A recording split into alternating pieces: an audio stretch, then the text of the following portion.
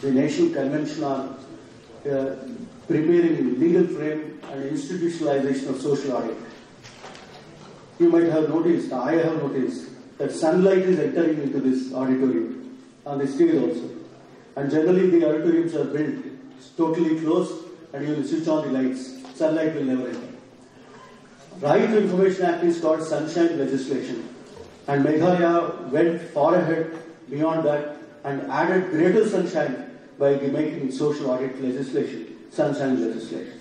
We generally criticize that even after decades of independence, we are being ruled by British laws. The legacy of the British is not leaving us. 99% it is true. The first ever Indian law is Right to Information Act. And I am very happy that it is one of the best legislations in the world on the subject. And second ever best Indian legislation is Meghalaya's Act on Social Audit. I am very happy about this. There are 2 or 3 levels of social audit. The administration, the way the governance is happening, the way public welfare programs are being conducted, that is a very, very important aspect of social audit, which has been institutionalized by this Meghalaya enactment. I think the entire country has to emulate this. It's a major development post-RTA legislation. RTA gives you only information. Of course, though I say it's only information, it's a very, very significant factor. And without information, you cannot do anything. And with the information, you can question about what's happening and how it should happen. And information can be utilized properly to bring in social accountability. Information is a precursor, an essential prerequisite for social audit. So that is happening with the Right to Information Act to a great extent.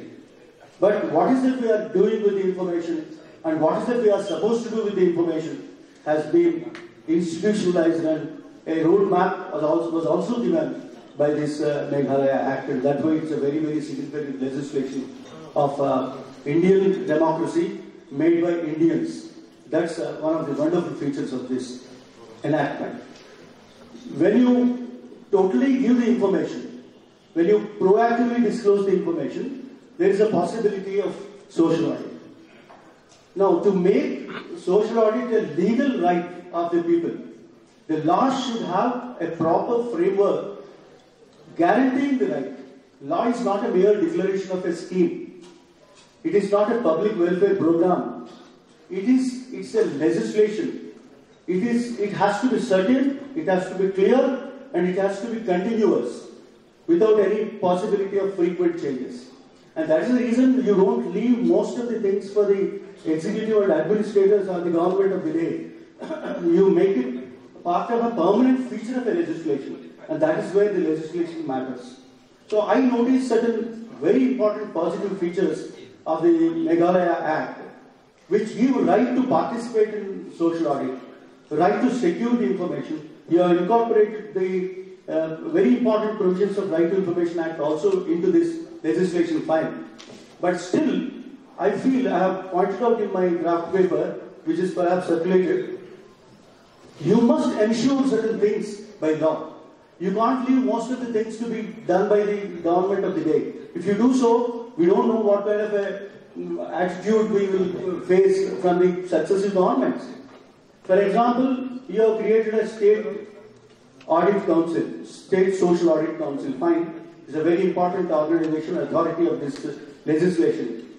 And you should also make it very, very independent, very strong, continuous and term-based, which is difficult to be removed.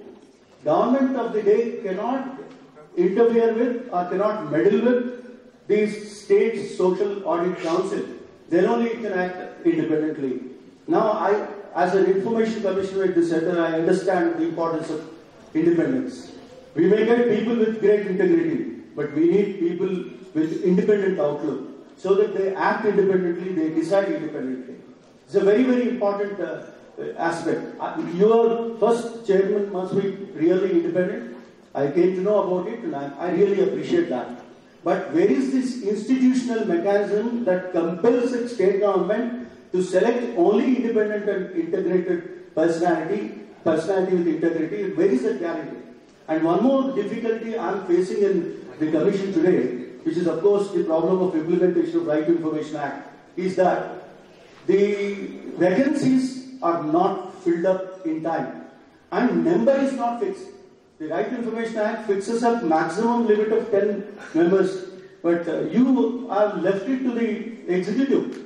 I think the law should decide the number of the members who are substantive members of the council, and law should also ensure that no vacancy will be there, and before an officer is debiting his office, another officer is appointed, another commissioner or another chairman or another member of the council is appointed. If you don't ensure it, then there will be no continuity, and if there is no continuity, you can understand such an important program, such an important significant movement, if it doesn't continue because of non-appointment of a chairman or a member, what will happen to it?